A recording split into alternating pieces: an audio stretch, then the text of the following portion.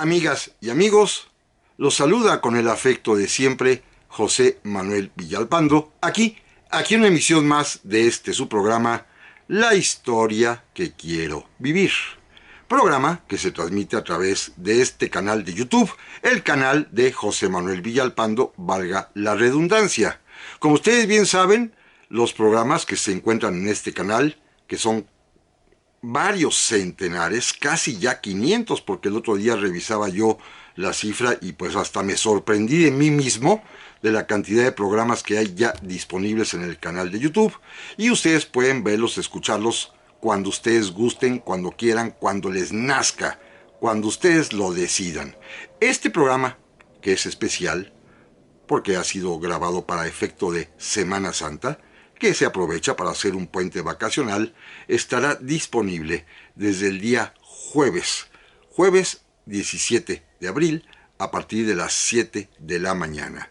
Esta es la excepción, estará ahí a sus órdenes, porque el tema de hoy pues versa sobre algunas actividades de lectura propicias para estos días. Pero siempre, el programa normalmente aparece todos los sábados a las 5 de la tarde, con esta excepción de en esta ocasión especial. Les agradezco infinitamente su presencia, el que estemos juntos, el que podamos reunirnos para platicar de historia, y les reitero, como siempre lo hago, que este canal no tiene ningún fin económico, ni utilitario, ni está monetizado, ni nada, que es simple y sencillamente por el gusto compartido con ustedes de recordar, de platicar, de hablar de historia.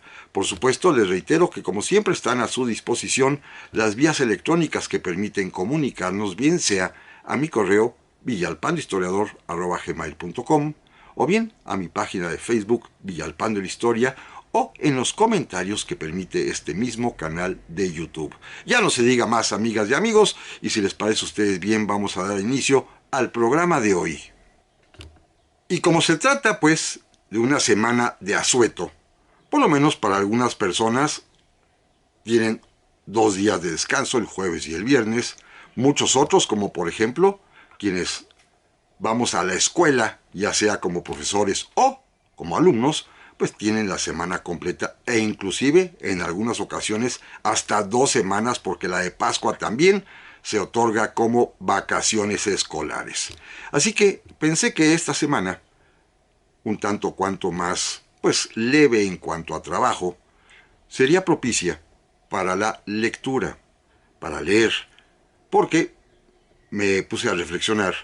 Estamos muy acostumbrados como sociedad, y no digo solamente la mexicana, en todo el mundo occidental por lo menos, a que en estos días vemos infinidad de películas, ya sea en el cine, como se acostumbraba antes. Yo recuerdo que a mí de niño me llevaban a los cines precisamente en Semana Santa para ver películas fantásticas como aquellas de Ben-Hur, o todas las que tenían que ver con la Biblia, con la historia de Cristo, o bien algunas adaptaciones de época, como aquella famosísima mexicana de El Señor del Calvario, con Enrique Rambal. En fin, todas esas escenas que me tocó a mí presenciar en mi niñez, pero también en televisión, en plataformas. Hay muchísimas películas, muchísimas series que hablan precisamente de lo que aconteció allá en Judea, en Jerusalén específicamente,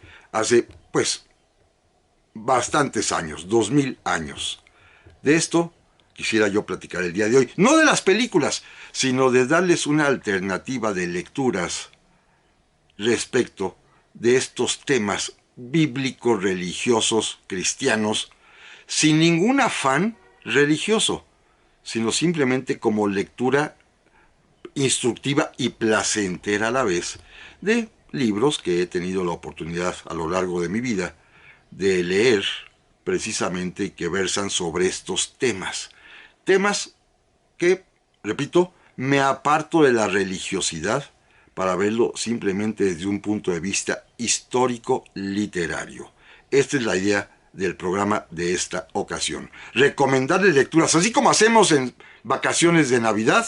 Bueno, esta vez yo quisiera también platicar acerca de los libros que he tenido oportunidad de leer y que tratan, repito, de estos temas que tienen que ver con la Semana Santa. Pero antes, ni modo, aconteció estos días el deceso, la muerte de este gran escritor Mario Vargas Llosa, Premio Nobel de Literatura, y debo decir a ustedes que es uno de los que a mí particularmente me formaron.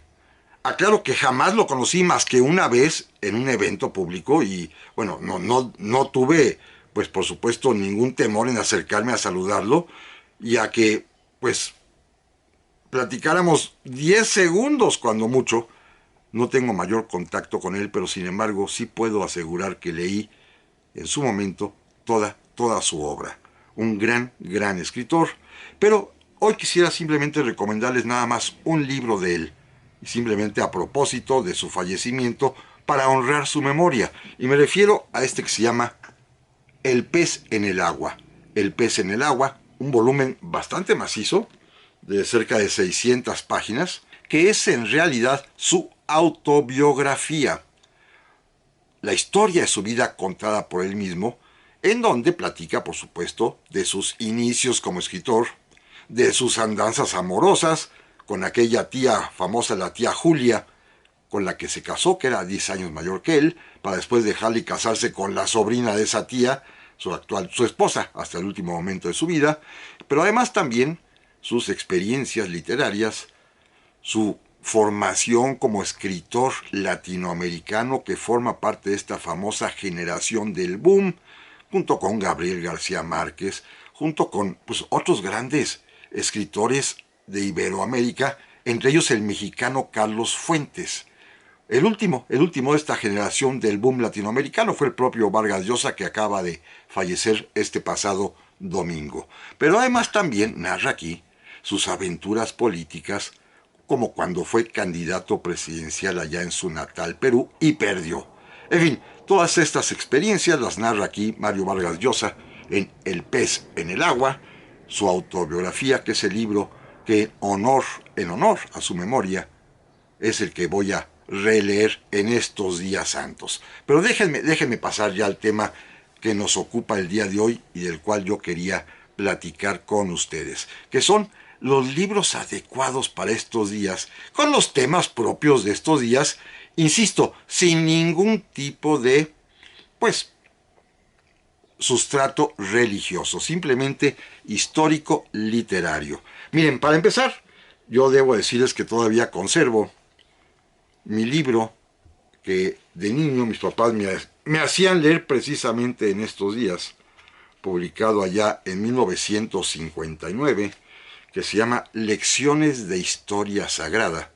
Un libro para niños, pero niños de aquel tiempo, cuando sí los niños acostumbramos a leer un poco más que hoy en día, y que no tiene en realidad un autor. El autor es FTD, seguramente era un sacerdote, porque este libro lo publicó la Editorial Progreso, que era una editorial católica que suministraba libros de texto a las escuelas particulares.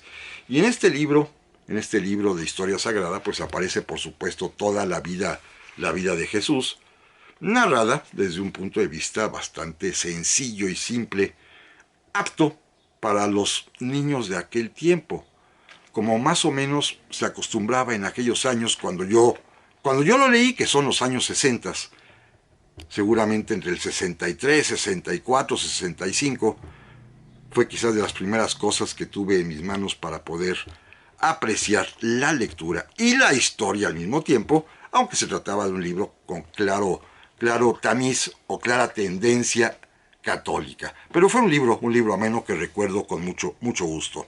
Miren, quizá para muchas personas lo adecuado en estas ocasiones, en esta semana, es leer precisamente la Biblia, y particularmente el Nuevo Testamento, y específicamente los 4 evangelios, el de San Juan, San Lucas, San Mateo y San Marcos, que son los evangelios llamados canónicos, los que la Iglesia Católica e incluso también las denominaciones protestantes han admitido por su coherencia interna, por su forma de enlazar los relatos, por la, pues, verosimilitud que tiene las historias que cuentan. Son los evangelios llamados canónicos e, insisto, aparecen tanto en las Biblias, en las Sagradas Escrituras, tanto católicas como ortodoxas, como de las distintas denominaciones protestantes. Es lo que muchas personas acostumbran para leer en estos días. Sin embargo, hay que decir que, por ejemplo, los evangelios de Lucas, de Marcos y de Mateo son muy repetitivos entre sí. El que es totalmente diferente es el evangelio de San Juan. Bueno, para hacer una lectura mucho más sencilla, adaptada a una línea narrativa, pues se han hecho concordias o evangelios concordados que reúnen los 4 textos, van eliminando las repeticiones y se saca un texto único. Yo quería recomendarles uno de ellos, que se llama El Evangelio de Jesucristo, que es de un autor mexicano, un sacerdote, Aureliano Tapia Méndez, un famoso cura de allá de Monterrey, que fue pues el arcipreste de la basílica más importante en aquel lugar, y que pues es un libro fabuloso, porque el padre Tapia ya se molestó en concordar los evangelios y hacer una versión única, ilustrada además también, de los 4 textos que existen de los evangelios canónicos aprobados por las distintas denominaciones religiosas. Esto es un libro importante, interesante, porque ya permite desde una sola tirada, una sola lectura, comprender toda la vida de Jesús según lo narran, y esto es importante, los evangelios canónicos que aparecen en las Biblias, repito, tanto católicas como protestantes. Ahí aparecen los 4 evangelios, pero son muy repetitivos, insisto, y el padre Aureliano Tapia Méndez, que era un gran sacerdote, era el párroco de la Purísima, aquella enorme y bellísima iglesia que está en Monterrey, Nuevo León, y él pues hizo esta edición concordada de los 4 evangelios, que les recomiendo mucho porque de veras vale mucho la pena.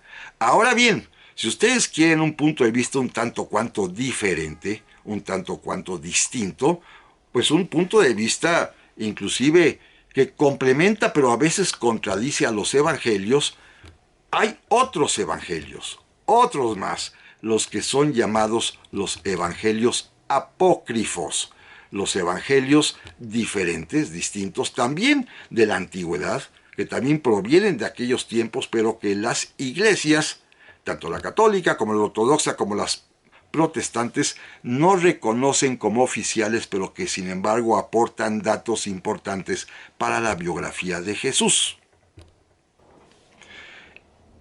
Y de estos evangelios apócrifos yo tengo un par de ediciones. Bueno, son tan importantes que editoriales muy serias mexicanas los han publicado. Por ejemplo, la propia editorial Porrúa, en su colección Sepan Cuántos, en el número 602, publicó los evangelios apócrifos, varios de ellos, De estos, sobre todo, quizás el más importante es el que se atribuye a Santo Tomás, pero está también el evangelio de Santiago, el evangelio de José, el evangelio de Pedro, de Nicodemo, de Bartolomé, en fin, hay varios evangelios apócrifos. Insisto, todos ellos también son del primer siglo del cristianismo, pero porque las historias que cuentan, algunas de ellas muy fantasiosas, han sido descartados, repito, por las iglesias como parte de la Sagrada Escritura.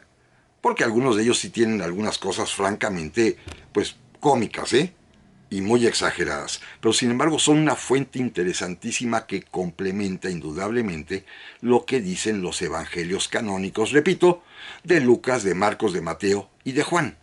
Están los evangelios apócrifos. Esta es la edición muy económica, muy fácil de conseguir, de Editorial Porrúa, de los evangelios apócrifos. Pero miren, son tan importantes que hasta el Estado mexicano los publicó. A través de Conaculta, publicó los evangelios apócrifos, esta edición mucho más completa que la de Porrúa, con un muy buen estudio introductorio, que se los recomiendo bastante porque Edmundo González Blanco, que hace la traducción y las notas, pues hace una obra espléndida de pues digamos una veintena de evangelios apócrifos, que son libros, repito, desde el siglo I del cristianismo y que han sido encontrados y que aportan datos complementarios. Conaculta lo publicó, la Secretaría de Cultura hoy actualmente, antes el Consejo Nacional para la Cultura y las Artes, publicó, y en 2 ediciones, yo por ahí tengo otra más, de este mismo libro de los Evangelios Apócrifos, que son, repito, interesantísimos, exagerados, mentirosillos en algunas cosas, pero sumamente importantes para complementar lo que dicen los evangelios canónicos. Así que si ustedes quieren hacer una lectura de los evangelios, los 4 que aprueban las iglesias, y aparte los apócrifos, tendrán una visión completa de lo que se dijo acerca de Jesús allá en el siglo I. Son todos ellos textos antiguos. Y por cierto, miren, sobre esto precisamente ha habido pues bastantes interpretaciones de estos evangelios apócrifos. Por ejemplo, quizás el más importante es el de Tomás y el de Felipe. Por ello, el doctor Thomas Patterson publicó este libro Metálogos, que lo publica la edición Cirigo, la editorial Cirigo, que es la explicación de los evangelios de Tomás y de Felipe. Una explicación histórica concordada con los evangelios canónicos para ver en qué tanto están certeros o qué tanto están fallidos. Pero es un libro muy muy interesante que hace un estudio comparativo de estos evangelios apócrifos, sobre todo el de Tomás y el de Felipe, con respecto a los evangelios que aprueba las iglesias, el de Lucas, el de Juan, el de Mateo y el de Marcos. Otro más, y este es de un gran mexicano que ya falleció lamentablemente, pero que era un tipo excepcional, a quien nunca tuve la fortuna de conocer, pero yo sí lo veía por televisión, don Ernesto de la Peña. Las controversias de la fe, que es sobre el texto apócrifo de Santo Tomás, el Evangelio apócrifo. Apócrifo no significa que sean falsos, sino significa que son diferentes. Esto es la interpretación correcta de esa palabra. Esto lo publicó la editorial Aguilar y pues habla acerca precisamente de este Evangelio de Santo Tomás. Por supuesto lo compara con los evangelios canónicos que ya comentamos y pues habla bastante de por qué esta visión diferente de autores como Santo Tomás no fue incluida en la versión oficial de las iglesias. ¿Por qué no están incluidos? Porque, repito, hay muchos evangelios, solamente 4 autorizados por las distintas iglesias, pero hay una docena más de evangelios sueltos, los llamados apócrifos, que se los recomiendo de veras muchísimo. Y don Ernesto de la Peña, así como hablaba de bien, así escribe, ¿eh? Otro más, otra cosa interesante. Varios de estos evangelios apócrifos aparecieron en realidad hace, pues, poco menos de 100 años, ¿eh? Después de la Segunda Guerra Mundial, allá cerca del Mar Muerto, en algunas colinas, en 1946 se encontraron unas vasijas de barro en unas cuevas que contenían adentro pergaminos, y al traducirlos hallaron los arqueólogos textos que tienen que ver con la Biblia, con la historia de Israel, pero particularmente también con la historia de Jesús. Son los famosos y llamados rollos del Mar Muerto, los rollos del Mar Muerto. Y sobre estos rollos del Mar Muerto, entre los cuales están varios de estos evangelios apócrifos, pues se ha escrito mucho, se ha dicho mucho. Y hay estudios sumamente serios para pues validar lo que ahí se encontró. Primero, la autenticidad de su antigüedad, la originalidad y, sobre todo, concordarlo con lo que dice la Biblia y con lo que dicen los evangelios oficiales. Hay un libro muy interesante de César Vidal Manzanares que se llama Los Esenios, que es esta pues secta religiosa judía que vivía en las montañas, los esenios y los rollos del Mar Muerto, el desenlace de un enigma apasionante, que es una investigación arqueológica, bíblica a la vez, religiosa también y de interpretación. De César Vidal Manzanares, está publicado por Editorial Roca en la colección Enigmas del Cristianismo, los esenios y los rollos del Mar Muerto. Es un libro muy, pero muy interesante, se los confieso, ¿eh? También Hay un libro muy serio, muy pero muy serio, que es un estudio arqueológico e interpretativo de los rollos del Mar Muerto. Precisamente se llama así, Los rollos del Mar Muerto, de Edmund Wilson, publicado nada más y nada menos que por el Fondo de Cultura Económica, para que vean ustedes que se trata de un libro de altísima calidad científica, porque lo publica una editorial oficial mexicana, el Fondo de Cultura Económica, y es un libro sumamente interesante porque platica la historia pues del hallazgo allá en el 46-47, como un pastor se los encontró, pero además también pues se trata de averiguar con certeza, repito, su antigüedad, su autenticidad, su originalidad y cómo se insertan, contrastándolo con el relato oficial de la Biblia, y digo oficial porque es el, insisto, el que admiten las iglesias católica, protestante y ortodoxa, y cómo finalmente complementa la historia tanto del pueblo de Israel como del propio Jesús. Los rollos del Mar Muerto, de Edmund Wilson, del Fondo de Cultura Económica, en su colección Breviarios. Es una edición bastante económica que, insisto, se las recomiendo muchísimo. Pero hay otros temas más. Miren, si ustedes desean, y seguramente habrá quien, pues quiera tomar desde un punto de vista un poco más religioso esta semana, déjenme platicarles de un libro que a mí en lo personal, en mi juventud, me encantó. Que ya sé que no es un libro, pues digámoslo así, aceptado por la Iglesia Católica, pero que sin embargo lo escribió un sacerdote jesuita, uno de los fundadores de la teología de la liberación.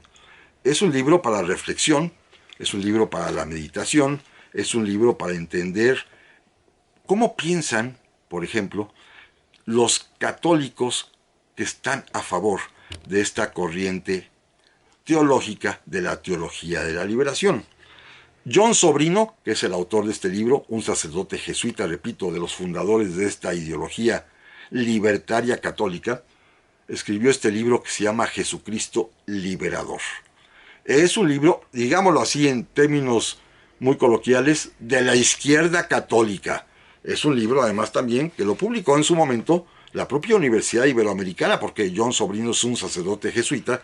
Es un libro de estos que pues han merecido que los papas, algunos los critiquen y los descalifiquen y los sometan a proceso a sus autores, porque son libros difíciles, porque son libros complicados, porque son libros comprometidos, porque son libros que dan una visión social muy diferente de la que a veces la Iglesia Católica tiene en sus propios documentos. Pero yo les confieso, porque a mí me pasó lo que a todo joven, que si a los 20 años uno no es de izquierda, está uno equivocado, y también me pasó lo mismo que a muchos, que si a los 40 sigue uno siéndolo, pues también sigue uno equivocado. Entonces sí, en mi juventud les reconozco y les admito que yo leí con mucho entusiasmo este tipo de libros como el de John Sobrino, Jesucristo Liberador.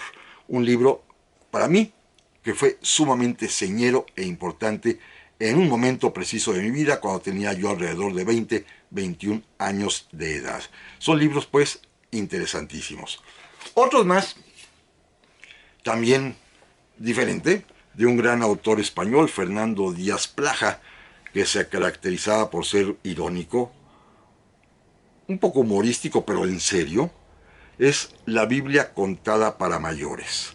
Es un libro fantástico que literalmente destruye mito y medio acerca de la Sagrada Escritura.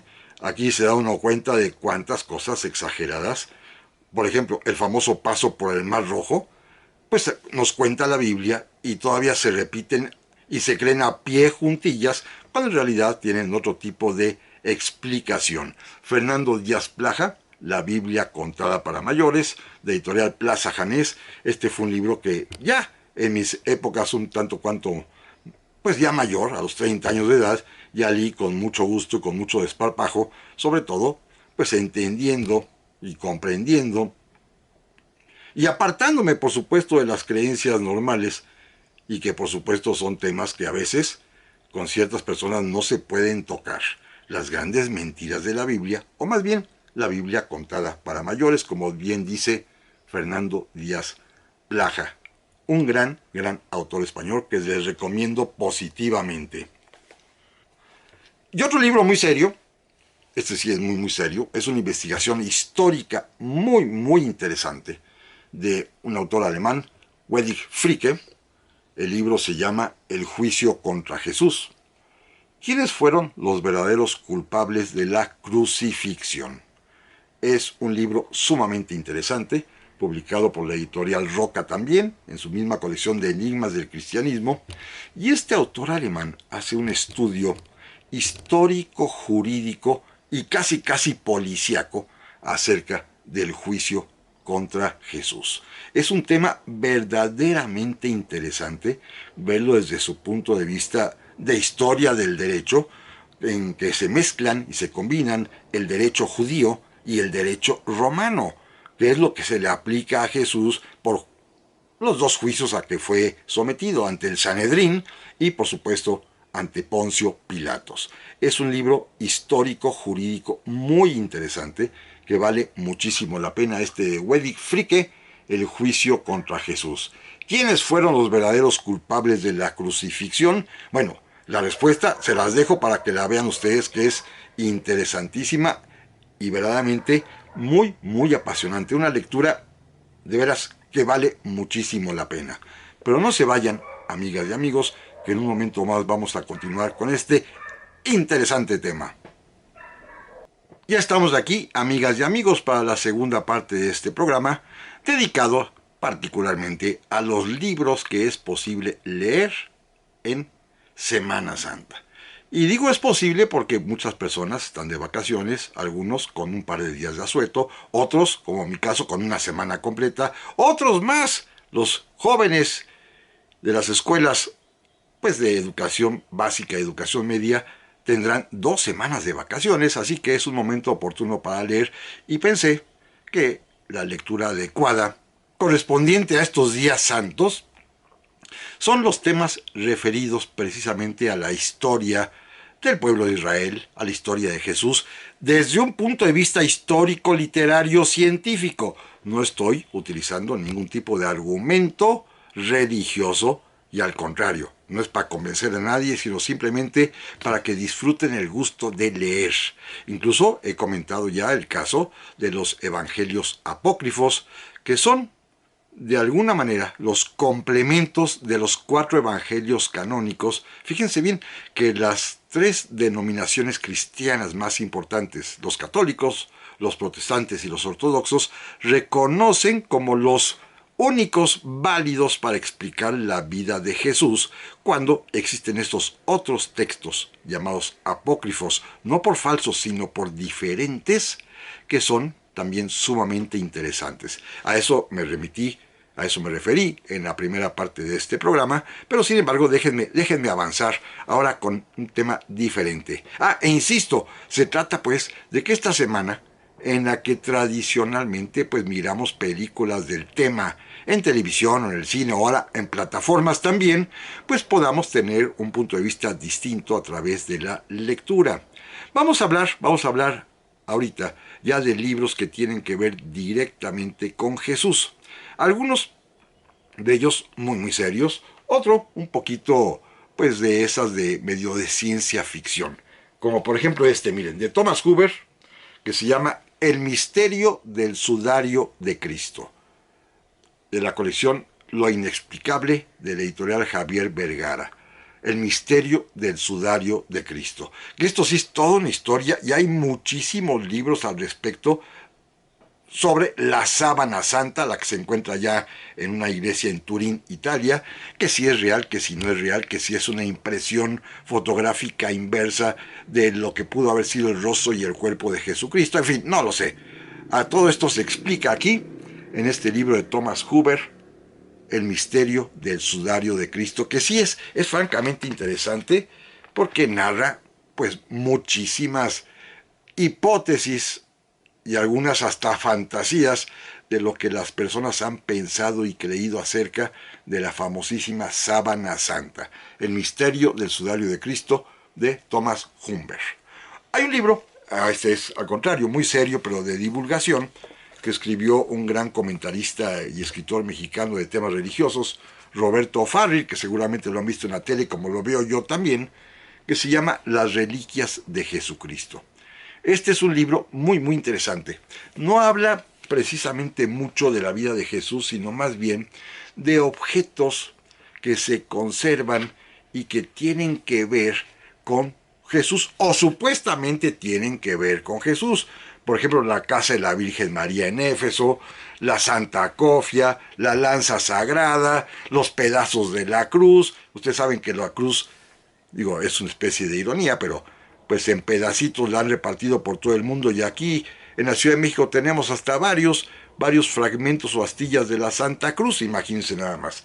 Los clavos de la crucifixión, la corona de espinas, en fin, todos los tipos pues este tipo de reliquias a los cuales los católicos le dan mucho valor y hacen hasta peregrinaciones para ir a verlos, están narrados en este libro que está interesante, de Roberto O'Farrill Corona, Las Reliquias de Jesucristo, de Abacar Ediciones. De verdad, vale la pena, porque hablan hasta de la casa de San José, la casa de la Sagrada Familia en Egipto como si se hubiera conservado, en fin, un montonal de episodios que se refieren a objetos que tienen que ver supuestamente con Jesús y a lo cual los católicos les rinden culto. Interesante, de Roberto O'Farrill Corona.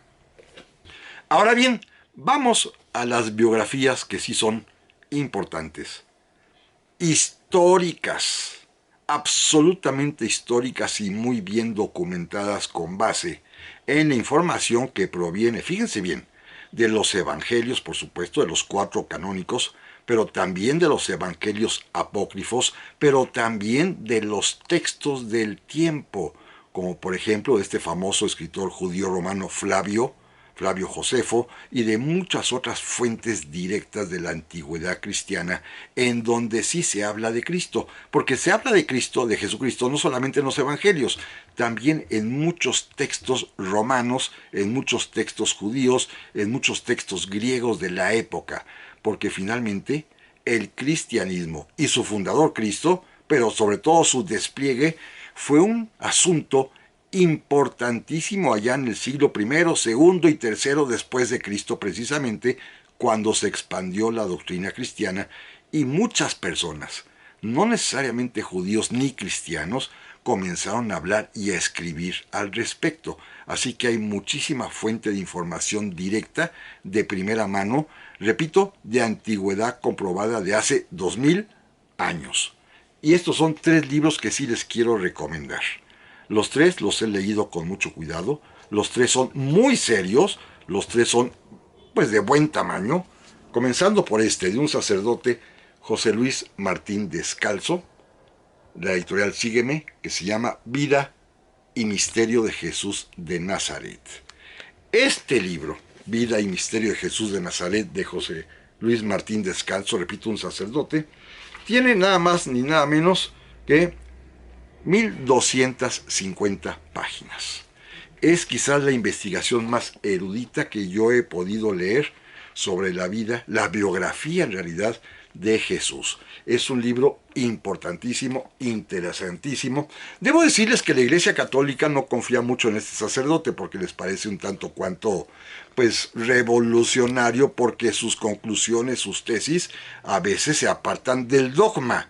Pero es un sacerdote católico el que lo escribe, un erudito histórico en las fuentes originales del cristianismo, evangelios apócrifos y demás documentos, incluyendo los rollos del Mar Muerto, que tenemos a nuestra disposición, que existen y mucho. Y por ello, José Luis Martín Descalzo escribió este importantísimo e interesantísimo libro, repito, de 1250 páginas. Es un volumen muy macizo, pero muy completo y muy interesante. Este libro, a mí en lo personal, me lo regaló mi queridísima amiga María Cristina Ursáiz hace varios años ya, y sí, lo leí por completo, y es un libro que vale muchísimo la pena. Un segundo libro también muy serio, de un sacerdote católico que llegó a la más alta jerarquía de la Iglesia, pero que antes de ser papa, que antes de ser cardenal, era un historiador teólogo muy importante. Me refiero nada más ni nada menos que a Joseph Ratzinger, que después sería conocido como Benedicto XVI, que es un estudioso, un erudito. Ya hasta muy grande fue cuando entró de alguna manera a la política eclesiástica, se convertiría en cardenal, se convertiría además también en el persecutor de los herejes, como pues era su posición en su cargo en la doctrina de la fe, y finalmente llegaría a papa con el nombre de Benedicto XVI. Bueno, Joseph Ratzinger, en sus mocedades y en su edad madura antes de ser funcionario eclesiástico, siendo ya sacerdote, teólogo e historiador, escribió un libro fabuloso que se llama Jesús de Nazaret, desde la entrada en Jerusalén hasta la resurrección. Es decir, es la historia de la Semana Santa, enfocándola en el personaje principal de ella, que es Jesús.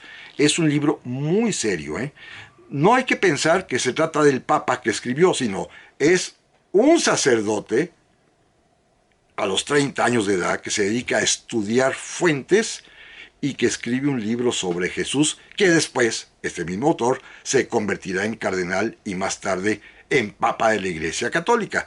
Pero es un libro sumamente serio, erudito, importante, de historia. No es de religión, es de historia, porque Joseph Ratzinger era, antes que nada, un académico. Ya después se convertirá en un político religioso, que es otra cosa diferente. Pero en su juventud, en su madurez, cuando era profesor en la Universidad de Tubinga y que se dedicaba precisamente a estudiar fuentes antiguas, escribirá este libro sumamente importante sobre Jesús de Nazaret. Y ahora, déjenme referirme a un libro más, que tiene poco tiempo de haberse publicado, un par de años, y que escribiera un queridísimo y muy respetado amigo mío, don Jorge Adame Godard, un hombre dedicado 100% al estudio, un académico muy comprometido con su deber, que es además uno de los principales profesores y autores de derecho romano clásico en México, un estudioso de la antigua Roma, del derecho romano, que escribió además también su Historia de Jesús de Nazaret. Este libro, que es el que estoy leyendo en estos momentos, me ha parecido espléndido, sobre todo quizá porque conozco al autor, sé de su sapiencia, sé de su seriedad, pero es un libro además basado fundamentalmente en las fuentes. En las fuentes antiguas, no contiene nada de interpretación moderna, sino que utiliza, por supuesto, los evangelios apócrifos y también las fuentes contemporáneas a los acontecimientos allá en el siglo I. Esto es interesantísimo, ¿eh? Como el famoso, repito, Flavio Josefo. Es un libro muy, muy importante, pero lo más interesante, para mí lo más importante es que está escrito ya por un mexicano, es decir, también en nuestro país.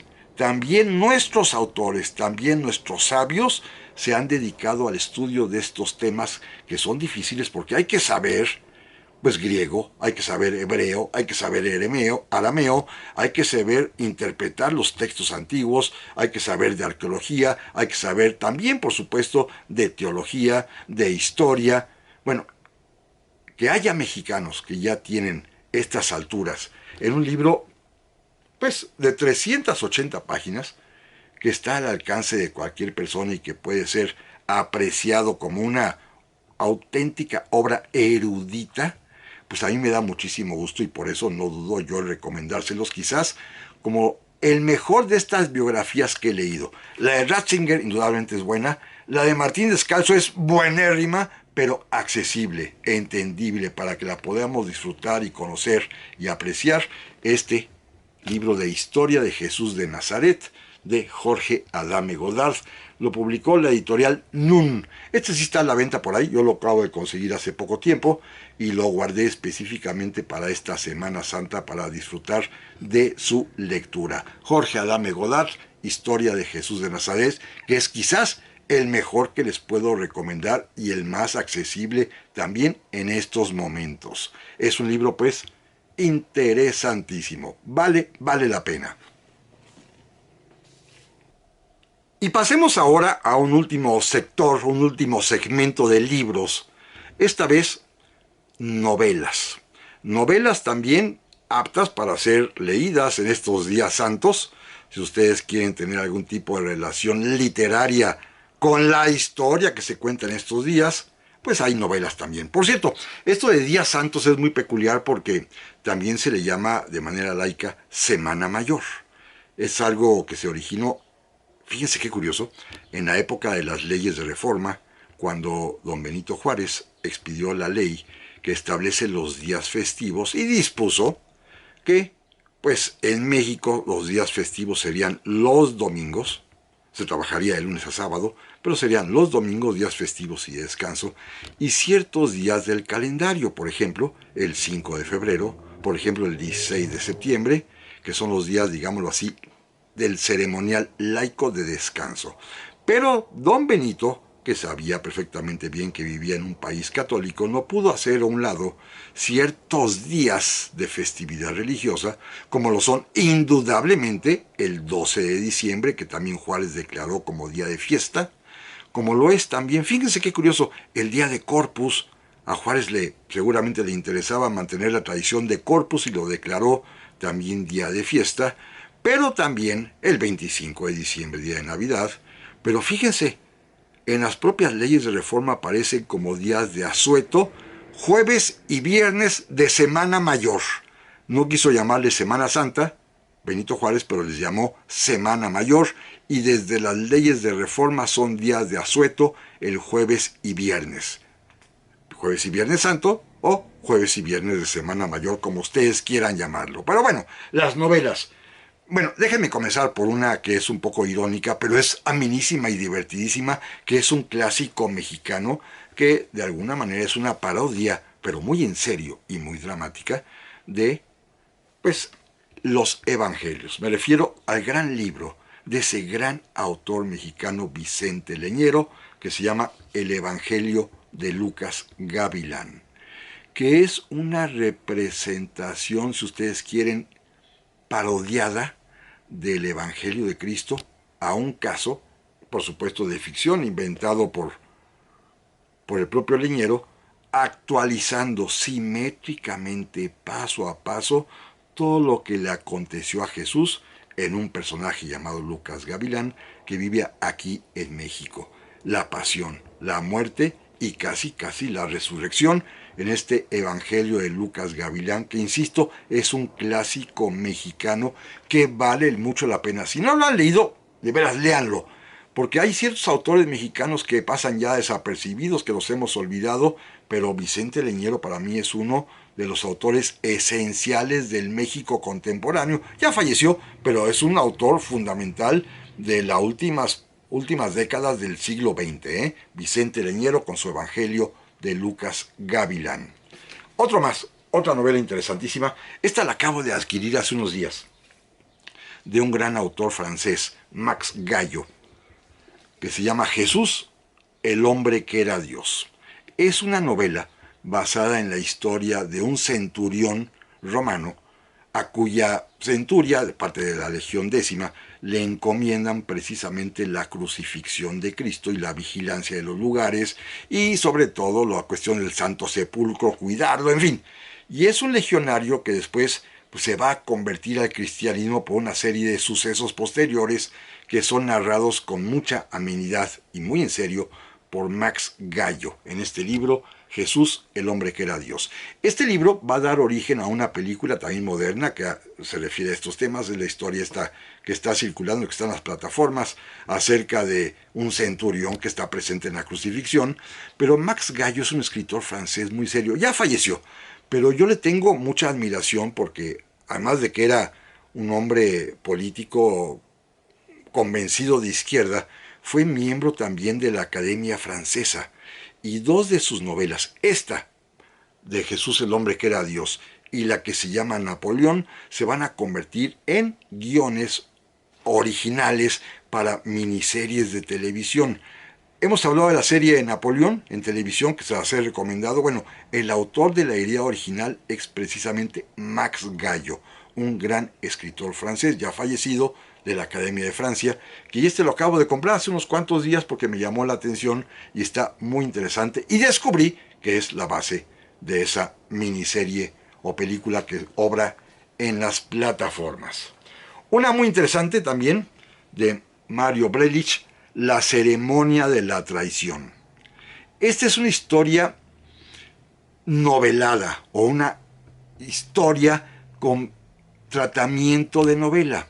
Es un estudio en realidad muy serio, muy riguroso de lo que aconteció allá en Getsemaní cuando Judas entregó a Jesucristo, pero estudiando los antecedentes particularmente de Judas y su destino y todo lo que aconteció alrededor basándose en las fuentes fundamentales. Es una historia pues novelada, vale mucho la pena, a mí me ha gustado mucho, lo leí hace varios años de Mario Brelich, La ceremonia de la traición, de una editorial muy seria, la editorial Anagrama, que publica obras verdaderamente importantes y muy bien escritas. Este libro me gustó, La ceremonia de la traición, y bueno, me hizo recordar otro que lamentablemente no lo traje aquí a la mano, aquí estoy en la casa de ustedes, porque lo tengo en mi otra biblioteca, en mi oficina, donde a veces también hago estos programas. Ese libro, que son en realidad 7 tomos, lo escribió un autor español que a lo mejor ustedes conocen, J.J. Benítez, y el libro se llama, pues, El caballo de Troya, y es fabuloso, porque se trata precisamente, no de Troya, sino de Jerusalén y la vida de Jesús. Es un libro interesantísimo, los de J.J. Benítez, una serie de 7, en los que habla, por supuesto, a través de la ficción, de la historia de unos astronautas que viajan en el tiempo y se dirigen a Tierra Santa a los días precisos de la pasión de Cristo. Es una historia que de veras atrapa. No lo traigo acá a la mano para mostrárselos, pero bueno, les voy a mostrar en cambio otros 3 más, que a mí en lo personal me han apasionado toda la vida. Déjenme comenzar con una autora norteamericana, Taylor Cadwell. Taylor Cadwell es una novelista de los Estados Unidos de América, que por cierto me llama la atención porque una vez que publiqué la lista de los autores más importantes de mi vida, la incluí a ella, a Taylor Cadwell. Y muchísima gente que por lo visto no sabe de literatura ni de letras, me criticó porque puse que en esa lista no había ninguna mujer. Y cómo no, está Taylor Cadwell, pero también estaba George Sand, que también es mujer, aunque tenga nombre de hombre. Pero en fin, Taylor Cadwell escribió una novela, bueno, varias novelas, tiene una 20, pero todas ellas son más o menos de 600 páginas. Escribió una interesantísima que se llama Médico de Cuerpos y Almas, Taylor Cadwell, que es la historia novelada de San Lucas, el evangelista, que a la vez era médico y se va a convertir al cristianismo y va a ser uno de los principales promotores de la nueva fe y por supuesto va a ser uno de los redactores de uno de los evangelios canónicos, San Lucas. En esta novela interesantísima, la leí hace muchísimos años, yo creo como 40 años, Médico de Cuerpos y Almas de Taylor Cadwell, porque repito, esta autora, Taylor Cadwell, va a ser una de las fundamentales en mi propia experiencia de vida, en mi propia historia, en mi propia biografía como lector, que eso sí le he dedicado mucho tiempo de mi existencia a leer y a leer y a leer. Bueno, Taylor Cadwell, por supuesto, fue fundamental con su libro Médico de Cuerpos y Almas. Muy bonita novela, pero tiene otra más fuerte todavía, del mismo tamaño, por supuesto, pero que trata el tema directamente de la pasión de Cristo y de la traición, porque es Taylor Cadwell en su libro Yo Judas. También un libro sumamente interesante, muy ameno, que a mí en lo personal me gustó muchísimo y que pues narra la vida de Judas, de lo que podría ser su propio punto de vista, de lo que él hace, de lo que él dice, de por qué decide entregar a Jesús. Es una novela, sí, naturalmente, pero abarca todo ese horizonte histórico de lo que era la Judea del siglo I, cuando está invadida por los romanos, cuando hay una especie de intento de guerra de liberación con algunas partidas de judíos que se oponen y que finalmente va a culminar con la gran derrota en Masada en el año 60 y tantos. Esa es otra historia, pero bueno, es parte de la historia universal lo que está ocurriendo con la expansión del Imperio Romano en Judea, en Galilea, en toda esa región y en donde pues se desarrolla la vida de Jesús, pero también la de Judas, que es quien lo va a entregar. Taylor Caldwell, repito, una gran escritora norteamericana en Yo, Judas. Y por último, la última que quiero recomendarles, que yo le estoy volviendo a releer en estos días, aunque ya se me complicó el tema porque, pues también por atención a la fallecimiento de Mario Vargas Llosa, comencé a releer como pez en el agua. Pues también está esta otra novela que a mí en lo personal me gustó en su momento, que la he leído 2 o 3 veces y que a mí me apasiona. Del gran escritor norteamericano Irving Wallace, esta obra que se llama La Palabra. Es una novela bellísima que narra la historia, por supuesto, novelada, de un descubrimiento tipo el de los rollos del Mar Muerto, que va a revolucionar la fe porque se trata de un quinto evangelio. No les digo de qué trata ese quinto evangelio, pero es la historia pues del hallazgo de los arqueólogos, de los periodistas que quieren difundirlo y sobre todo del editor que quiere publicarlo. Al final es un fracaso y es un fiasco, pero os anticipo. Es un fiasco lo que pasa en la novela, pues la novela es interesantísima y termina de manera apoteósica. Se llama La Palabra y es un muy buen ejercicio para poder, de alguna manera, confirmar lo que uno sabe y a veces hasta para confirmar en lo que uno cree. A ese tamaño me refiero, ¿eh? Y eso que se trata de un autor protestante, pero repito, protestantes, ortodoxos y católicos tienen el mismo fundamento bíblico en los 4 evangelios canónicos. Y este libro trata precisamente de una historia en novela, de cómo poder agregar un quinto evangelio a partir de un descubrimiento arqueológico, que es toda una odisea en la cual están envueltas, repito, arqueólogos, etnólogos y naturalmente, pues hombres, periodistas y editores y mujeres que tienen que ver con este asunto. Un libro francamente muy pero muy interesante, La Palabra de Irving Wallace. A mí me está gustando otra vez, una vez más, creo que es la 4ª vez que lo leo en mi vida.